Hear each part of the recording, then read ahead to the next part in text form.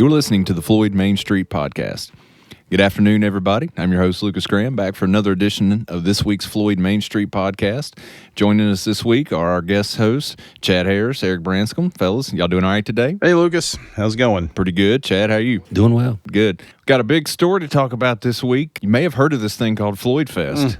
But it's coming up. It's this week, and it is the top story here in Floyd. So we're going to go over that, some court stories from Eric, go over some music elsewhere in Floyd. There's actually a lot more music going on this week if Floydfest isn't your style. Even with Floydfest, you're going to have tons of music to choose from this week. Yeah, absolutely. And lots of events coming up. It is summertime, and those event slates are full. We've got everything covered for you this week. So without further ado, I say let's jump right into it.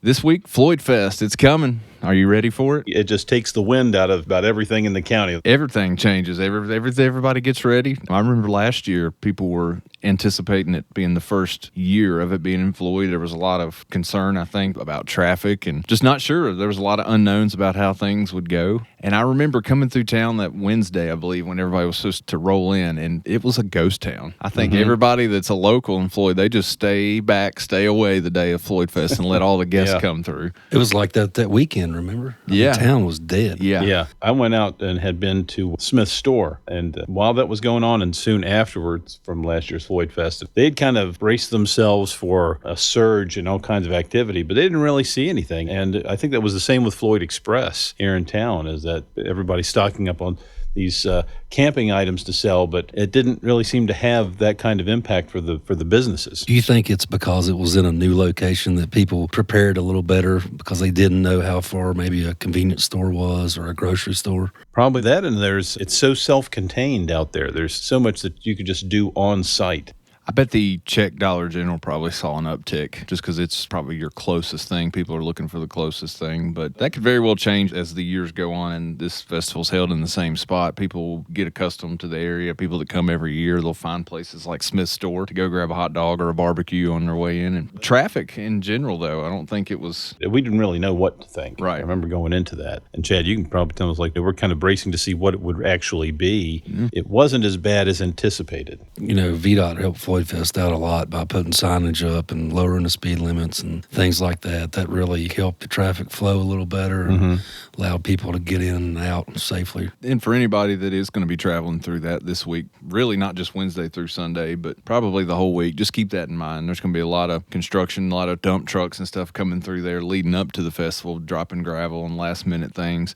So if you're in that area, 221 Floyd Highway North, that's going towards Roanoke County in the area of Timberline Road to... That's right. I can't remember the other road, how far it extends to, but if you're in that area, Timberline, just past Timberline, headed to Roanoke, be ready to slow down for traffic. I don't think there was really any congestion issues last year, except for a bad storm come through, lightning, and they had to shut the whole festival down, and I think that caused an influx of traffic. Yeah, I only remember one point when I was driving back and forth through there, we had a line, but it didn't go on for very long. Certainly no longer than I've had to deal with some of the road work that we have in the summer. Yeah, and you have the state police out there directing traffic if... they'll get out there when the traffic starts to get congested and clear things up for everybody, keep it flowing. Yeah, it looked like they had somebody out there alongside the road almost the whole time, if not the whole time. Camping. Going to be a lot of that. I think a lot of people, that's a part of the Floydfest experience for them, isn't just listening to the music, it's camping out, getting the whole experience. What do we got on camping? Any information on that we know of? Anything different this year? Again, that was another thing that seemed to be largely self-contained. I don't know if there were issues of things going over and around over the lines. I know that was one of the concerns with people out there. It wasn't too bad. Yeah. I saw where OmniBuild had posted a video this morning where him and one of the guys from Floydfest had did a site tour and kind of explained the new changes. I didn't get to watch it, but if you're listening out there, you may go and check that out. We're recording this on the Saturday before, and there are people already camping out there. And they have everything from primitive tent camping to full hookup, RV hookup, correct? Oh, yeah. I believe so. Everything in between, there's a style for it. I'm not sure about tickets. I know there's a lot of secondary market tickets, people looking to sell theirs if you're looking for a last minute. The ones I've seen were last day passes for certain specific days. If you're not a part of the Floyd group on Facebook, that's probably a really good place to find some tickets if you need it. But I think probably the biggest news coming out of Floydfest, at least in general, is that there is actually not going to be any Floyd County Sheriff's Office deputies patrolling this as security this year. Floydfest is went a different direction this year, and they've hired a private security. So you're going to notice some differences there if you're attending. Is that correct, Chad? Yeah, that's correct. There was a issue that developed because one of the things that they have to do to get their permit is they have to submit a security plan to the sheriff's office. And I help out with that when I can with things like this. And one of the issues was because their numbers calculate into a certain number of officers, because it's the crowd number. The crowd numbers translate into how many officers you need there to keep everyone safe and have enough officers there for officer safety as well. So there was a dispute about how the numbers were playing out with that. And the folks from Floydfest wanted to amend the numbers down from their initial application because they were noticing some problems. So on the one hand, it was kind of confusing as they, on the one hand, said that the numbers were down for them, but then they weren't able to actually provide with any numbers. It was a little confusing as that we went through that. I don't know if these people have much experience with the business side of things, but I imagine that's something that they do very well with putting together the acts for the show, but maybe it's the business side of things that they might need to get a little bit better handle on. I hate it didn't work out. I mean, last year, when we were in there were so many people that came up and thanked us for what we did. The vendors, I saw them giving out free food and are not charging law enforcement. Yeah, it's unfortunate because I think the sheriff's office here is a very integral part of the community. But in the end, the folks from the festival said rather than go with the plan that the sheriff's office felt was in the best interest of everyone, they said they would rather do private security. Deputies are trained, they're held to a higher standard, they have ongoing training that goes on, but I guess it's word to the wise for people to be cautious out there because basically they're relying on rent-a-cops. If that makes you feel comfortable, that's fine, and hopefully everything will go well with that. The sheriff's office will still be conducting routine patrols. I think in the event that something comes up and if you need to talk to somebody, report it to security, but the sheriff's office will be working with Floydfest in the event that there is criminal activities. Yeah, absolutely. The sheriff's office will be handling those things. So don't hesitate on that. But it'll be a different kind of setup, and you might see some different, I'm sure their private security will be uniformed the same way, so there should be pretty easy to spot there. But hopefully everything will go good. There won't be a need for any of that during the festival. Last year in particular, there weren't any heavy-duty serious issues, as I recall, that came up. I mean, there were a couple of minor things that came through courts, some drunken publics and things like that. Yeah. And that wasn't really too much of an issue. So hopefully, we've got a good crowd of people there, and hopefully they'll follow along and not be a problem. And I'm curious, for anybody listening, if you're listening to the podcast and you're going to Floydfest, let us know in the comments, who are you most excited to see? There's a ton of different artists that cover a lot of different genres. A lot of people do get excited to go experience that and listen to it. So don't be afraid to let us know. Who are you excited to see at Floydfest? But that should cover it for the big news. There's one big story that covers the week, and it dominates when it's here in Floyd.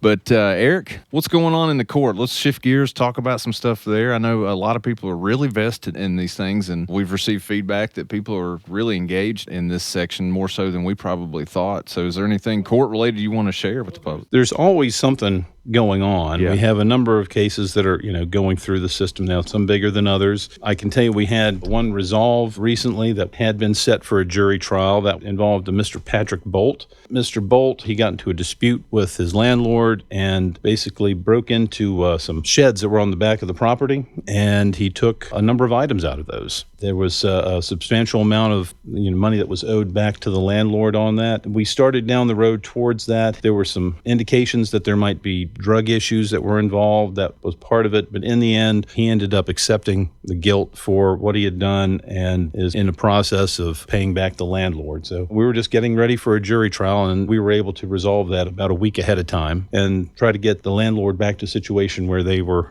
covered for their loss. But it's one of the issues that we see that comes up a lot, particularly in any of these issues related with drugs and meth in particular, because we know that methamphetamines are a big problem. And when people fall into these drug addictions, money becomes an issue, and they start, spending their own money, what they have of it, until there's no more. And then it's not an unusual pattern to see them start to steal from the people immediately around them, whether it's from family, neighbors, or anything that happens to be convenient. And that's one of the tragedies of it. What would you say, Eric, for our listeners, to give a little bit of insight, how common is it where crimes like this happen and then a plea deal is reached? It's a huge amount because most of the time people do not want to have to go through the process of the trial or that they've admitted to it. I mean, most of the time when we have caught someone I mean, we have an excellent sheriff's office. Many times they get a confession from someone just by confronting them or catch them with the goods, or we're able to build a case to successfully get it to conclusion. So most of the time, we're able to reach a deal, and that's not a matter of someone getting something extra, like a bargain or anything, is that the defense attorneys know, as we know, how the judge does things. In Virginia now, the judge is sentenced for everything. We used to have jury sentencing. That's no longer the case anymore. And once you get to know the judge, and our judge,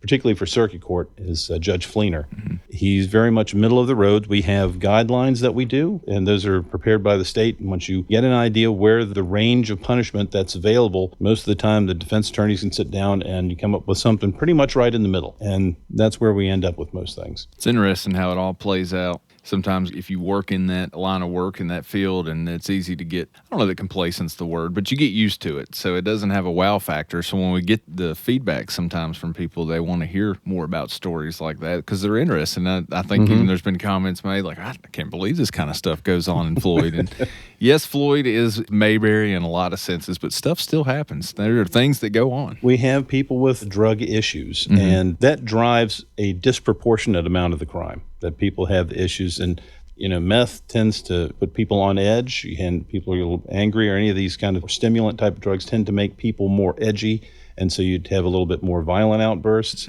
But it's also the addiction itself. It drives them to steal to kind of cover the addiction. Yeah. And it drives a lot of that. That's why the drug court helps a lot with that, because we have another avenue we can steer people into to try to get them the help without necessarily having to just put them in jail, because that's expensive. And it costs, I forget what the latest that we've seen from the state, but I think it's over $50,000 now to house someone in the Department of Corrections for a year.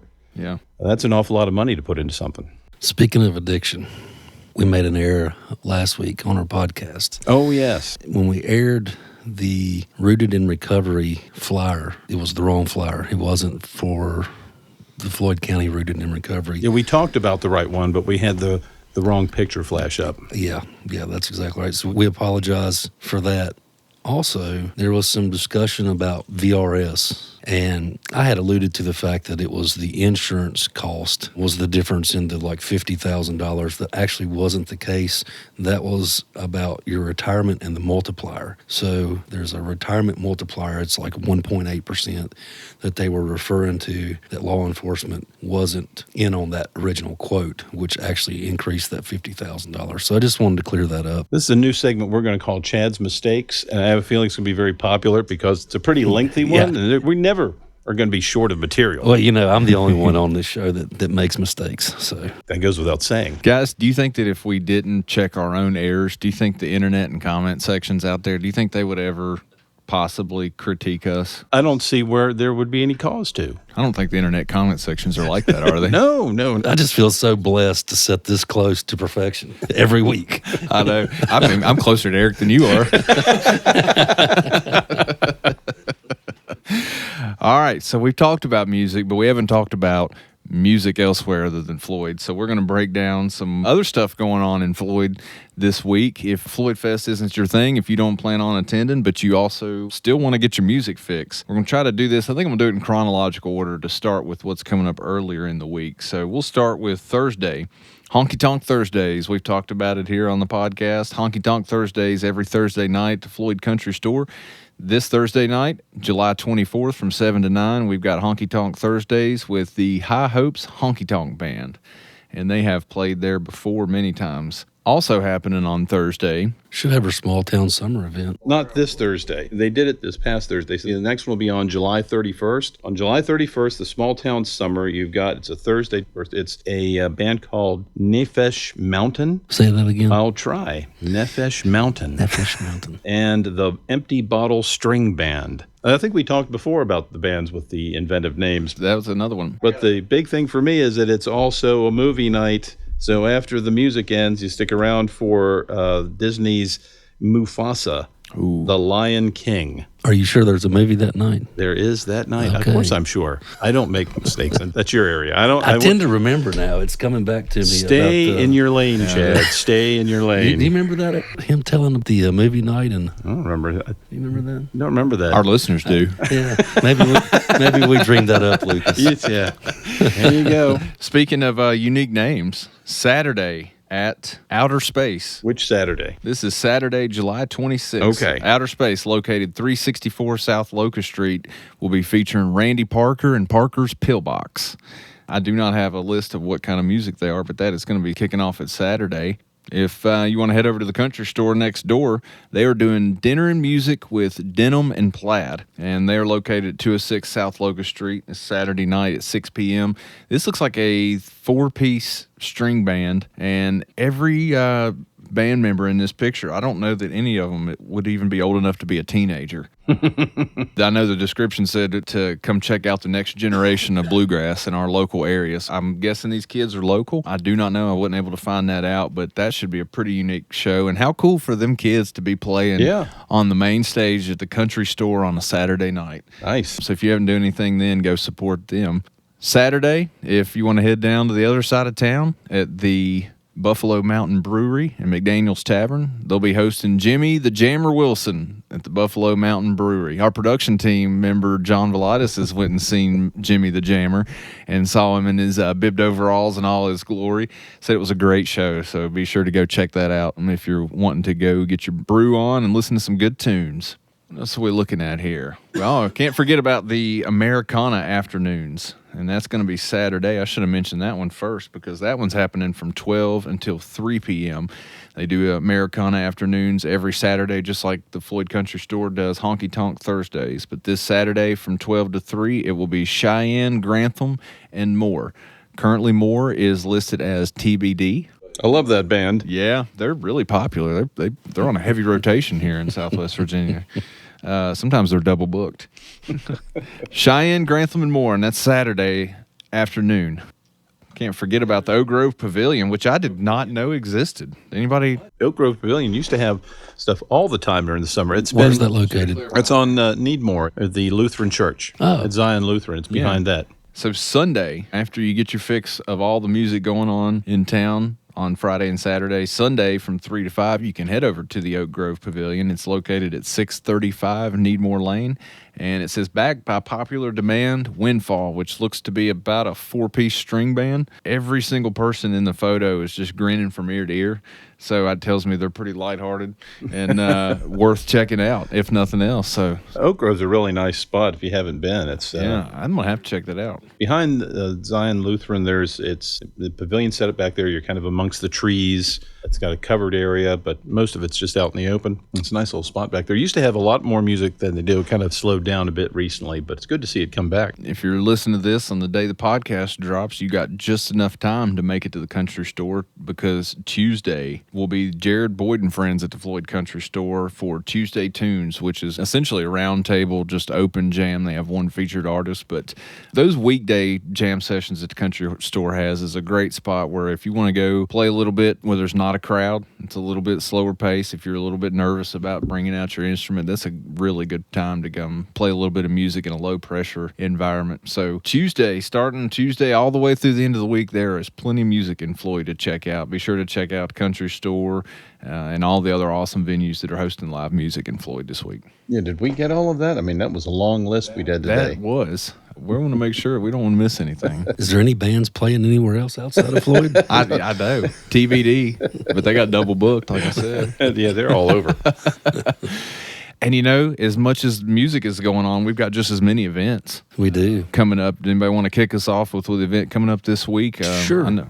Go ahead, Chad. Yeah, I'll start off here. The town of Floyd is having a walking event, and that's sponsored by the Floyd County Historical Society. And what this is it's a leisurely walking tour of the town of Floyd. So learn interesting fun facts about what makes Floyd unique, its people, places, and its past. And those dates are Sunday dates. The only one left, I think, is the August 17th date. Yeah. Unfortunately, I think we missed a couple. Yeah, that's right. The last one was July 13th, and the next one coming up is August 17th. And that time is from 2 to 3:30 p.m. Meet at Historical Society Museum, located at 217 North Locust Street. Hopefully it'll be a nice, cool afternoon with a few clouds over there because it can get kind of warm in August. I believe John, on our production team, I believe he's going to check that out and come back and fill us in on how this goes. So I'm excited to hear how he reports on that. Well, I'd like to see if we can't get some folks from the Historic Society come and and give us some stories every once in a while. That'd be fantastic. I think that there are lots of interesting facts about Floyd that I think a lot of people don't know. I've been covering recently, with my daughter being in the Navy now, that one of the naval heroes was actually from Floyd. There was an admiral. He was a hero in the American Civil War for the Union Navy, as well as in the Spanish-American War. Wow. It was Admiral Robley Evans. Okay. Yeah. So, and he was right here in Floyd. I love it. I love history, especially local history. I mean, that kind of stuff. Yeah, we'll have to do a special episode on that. Yeah.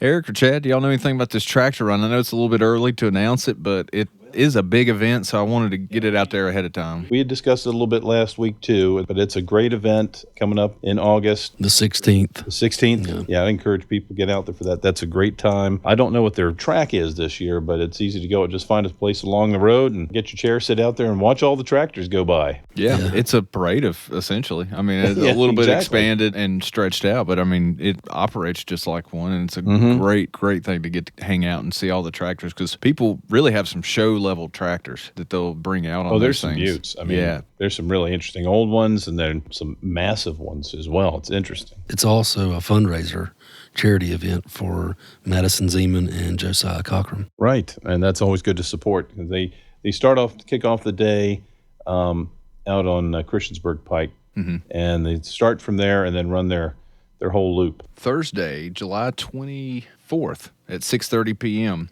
We've covered several events over at the Book House, located at 132 North Locust Street, but they're having a local author who just released a book, and it's going to be Charles Thompson. Says he's a local favorite. Charles Thompson will be speaking about his new book, Going Over Home. That's going to be Thursday, July 24th at 6:30 p.m., and he will have copies of the book for sale. I would imagine those will be autographed, too, if you'd like to get him to sign, not to put Mr. Thompson on the spot. But also, Driftwood Catering will be there, so that's pretty cool. You get a chance to eat some good food, get his perspective on the book. I have not read it, and I do not know Mr. Thompson personally, but I have seen this event pop up on my Facebook page a lot from different people on my friends list that are marking that they were interested or that they were going to this event. So it's not like it's going to be a pretty well-attended event. Sounds like you may want to get there early for that. Well, if you haven't been to the bookstore yet, it's a neat little place with fun to just hang out in there, and they've got lots of little nooks and crannies. You have chairs all over. You can take a book and peruse something while you're sitting there, and they've got a place you get some coffee, sit down inside or outside on the porch. Hustle bustle of life now, having a place that's just simply quiet, it's pretty cool. Just to go in and sit down for a little bit. Lucas, isn't there a Red Cross blood drive coming up? Friday, July 25th, 11 a.m. to 3 p.m. at the library, Jesse Peter Memorial Library. The Red Cross is having a blood drive, 321 West Main. And I don't know when the last time there was a Red Cross blood drive here in town, but they are always preaching about how they need blood. So if you have blood, go donate it. Community Fun Day, that's coming up. What do we have on the Community Fun Day? Yeah, so it's Tri-Area Community Health. It's a community fun day, and they're hosting this free hot dogs, games, and kids activities, and that's Tuesday, August 5th from 4 p.m. to 6 p.m. That's located out at 140 Christiansburg Pike.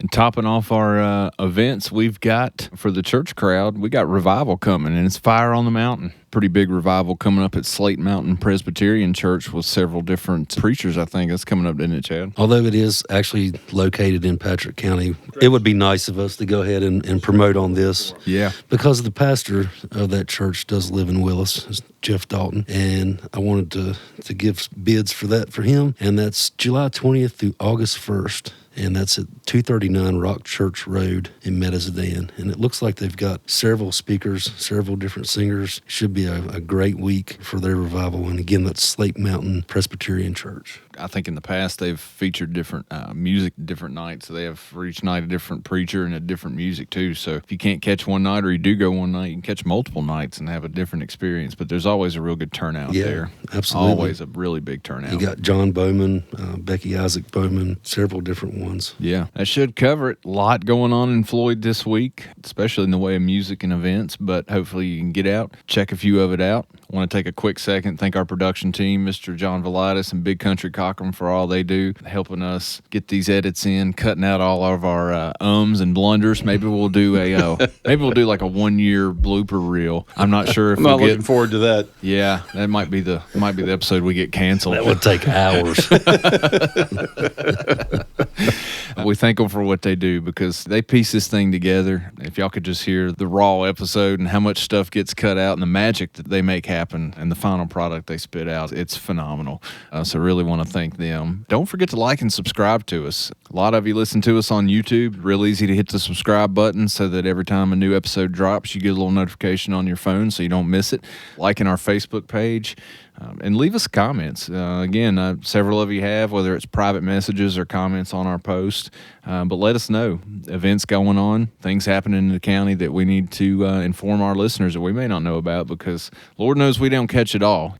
I don't know that any of us going into this thought that we would be missing a lot of things, that we would almost be trying to gather things to talk about. But here we are every week making sure we didn't miss stuff. It's an amazing number of things. And I just drive down the road and see that people were putting out things for like churches with spaghetti dinners. Yeah. They're putting out signs, and a lot of times I miss that if I'm not driving down the right road. Yeah. Well, and I think we pay more attention to it now also. Anything that gets Chad to pay attention while he's driving is a good thing.